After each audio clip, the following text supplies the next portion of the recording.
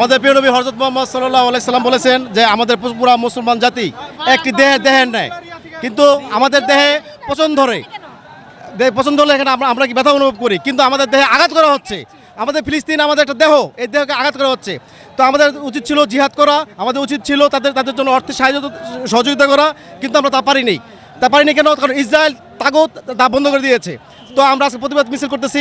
ইনশাআল্লাহ নেক্সট টাইমে আমরা অর্থ দিয়ে 10 টাকা হলো বাংলাদেশের মানুষের পক্ষ থেকে আমরা ফিলিস্তিনের সাহায্য সহযোগিতা ইনশাআল্লাহ পৌঁছাবো।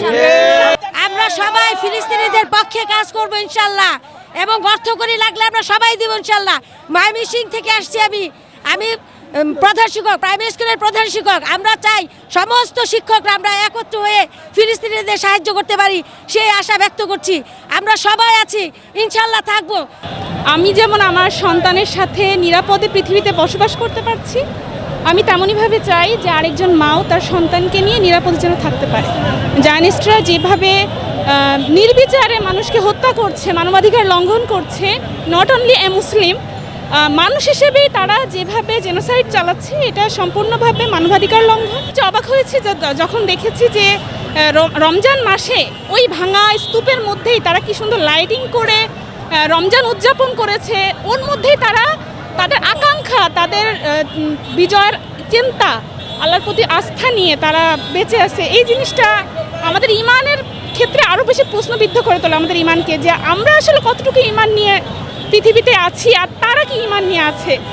তো নট অনলি মানে মুসলমান হিসেবে আমি এখানে আসছি তা না, আমি মানুষ হিসেবে একজন মানুষের জীবনের অধিকার আদায়ের উদ্দেশ্যে এখানে আসছি। আল্লাহর কাছে চাওয়া যে পৃথিবীর সমস্ত মানুষ যেন নিরাপদে বসবাস করতে পারে। আর আমার কাছে মনে হয় যে পৃথিবীতে শান্তি প্রতিষ্ঠার জন্য, নট অনলি শান্তি, মানে ইনসাফ এবং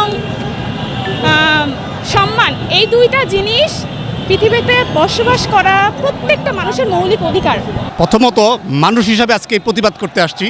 মুসলিম আমি পরে, আগে আমি মানুষ।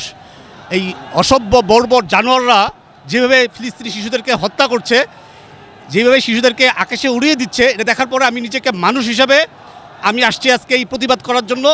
এই অসভ্যদের বিরুদ্ধে সমস্ত দুনিয়ার মানুষ তার তীব্র প্রতিবাদ করবে। তাদেরকে বলবো আপনারা মানুষ হন, ইসরায়েলিদেরকে বলবো আগে মানুষ হন। আপনারা হাতে পায়ে চোখে নাকে মানুষ হলে মানুষ না, এইটাই প্রমাণিত হয়েছে বিংশ শতাব্দীতে।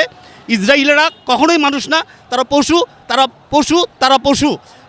আমরা মানুষ হিসাবে আজকে এই বাংলাদেশের 20 কোটি মানুষ, তারা আসলে মানুষ। এইখানে ধর্মের ব্যাপারটা, এখানে আমি ধর্মকে বড় করে দেখছি না, আমি আগে দেখছি মানুষ হোক, সবাই পৃথিবীর একটা মানুষ হোক।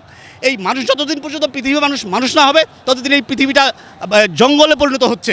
আমি ইমানের তাগিদে ফিলিস্তিন মুসলমান ভাই বোনদেরকে যেভাবে ইহুদি খ্রিস্টানরা আজ হত্যা করতেছে, নির্বিচারে মানুষকে করতেছে, এটা তীব্র নিন্দা জানাই, প্রতিবাদ জানাই, এবং আমরা সরকারের কাছে আহ্বান জানাই আমাদেরকে যেন জিহাদের জন্য সরকারিভাবে এই বাংলাদেশ থেকে পাঠানোর ব্যবস্থা করা হয়।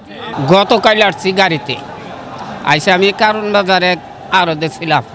মনে করেন ফিলিস্তিনি, শুধু ফিলিস্তিনি না, এই যে ফিলিস্তিনির ভিতরে যে আমগর আকসার মসজিদরা, আর ওই দেশের মুসলমান তাগরে শিশু বাচ্চা আর নারী, এইগুলা যে পাইলে হত্যা করতেছে। আর মনে করুন যে এই স্কুল কলেজ কোনো কিচ্ছু তারা মানতেছে না, আশ্রয় কেন্দ্রেও তারা হামলা করতেছে। মানুষ এমনও আঘাত করছে, তারা আকাশে উড়ে যায়। এইটা নিন্দা জানানোর জন্য আমরা অনেক ত্যাগ করে এই টাঙ্গাইল মধ্যবর্তী আসছি। ফিলিস্তিনকে সমর্থন করার জন্য এখানে যে প্রোগ্রামটা হচ্ছে, এটার জন্য আসছি আমরা, তার জন্য আর কি। আমরা সারা বিশ্বে যে প্রতিবাদ হচ্ছে, এই প্রতিবাদে আমরাও প্রতিবাদ করতে আসছি। মুসলিম হিসেবে আমরা মুসলিম জাতি হিসেবে মনুষ্যত্বের কারণে আমরা আসছি আর কি, মানে এতে করার জন্য। ছেলেকে নিয়ে আসছি, ওরও উৎসাহ আছে যে দেখার জন্য, এবং আমাকে বলছিল সকাল থেকে যে আব্বু চলো তুমি আমাকে নিয়ে ওখানে আমরা যাব। খুবই নিন্দনীয় এটা, আসলে আমরা প্রতিটা মুসলিম কেন সারা বিশ্ববাসী এটা নিন্দনীয় জানানো উচিত আমি মনে করি। কারণ এটা কোনো অবস্থাতেই কাম্য নয়। কারণ একটি দেশ, সে এখানে তারা উদ্বস্ত, ইসরায়েল উদ্বস্ত, সেই উদ্বস্ত আইসা এখন তার ওখানে বাড়িওয়ালা সাজছে। অতএব এটা কখনোই কাম্য হতে পারে না আমি মনে করি।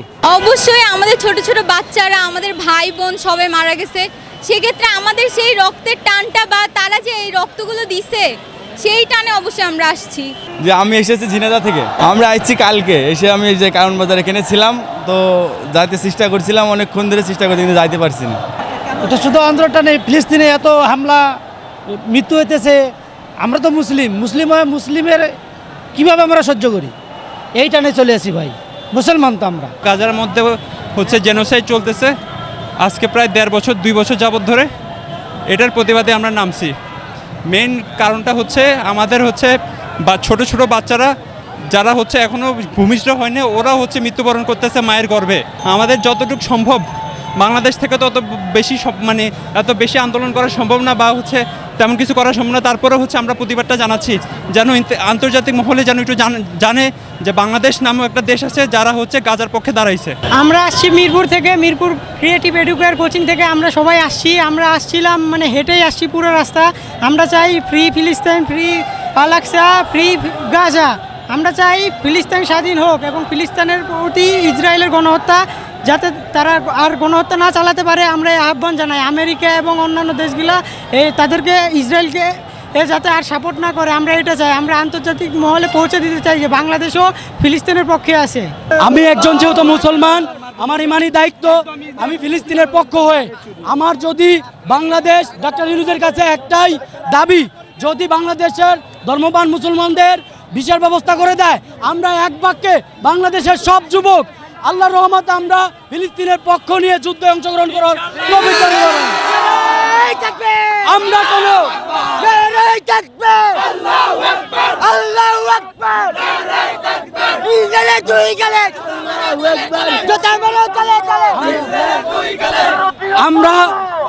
আমরা কোনো ইহুদির দালাল নই, আমরা কোনো আমেরিকার দালাল নই, আমরা একমাত্র আল্লাহর গোলাম হয়ে থাকতে চাই। পৃথিবীর যে বড় বড় দেশগুলো, মুসলিম কান্ট্রি যে কাজগুলো করা দরকার ছিল সেই কাজটা আমাদের বাংলাদেশ করেছে। আমরা বাংলাদেশ থেকে আজকে বিশ্বের সবচেয়ে বড় সমাবেশ, যে ফিলিস্তিনের যে অগ্রাসর, যে আমাদের নির্যাতনের যে ডাক দিয়েছে, গাজার উপর যে নিগ্রাসন ডাক দিয়েছে, আমাদের বাংলাদেশে যে সমাবেশ হয়েছে, এই সমাবেশের দ্বারায় ইনশাল্লাহ বাংলাদেশ মুক্তি ঘোষণা করে ফিলিস্তিনের বিজয় হবে। ইনশাল্লাহ বিজয় হবে।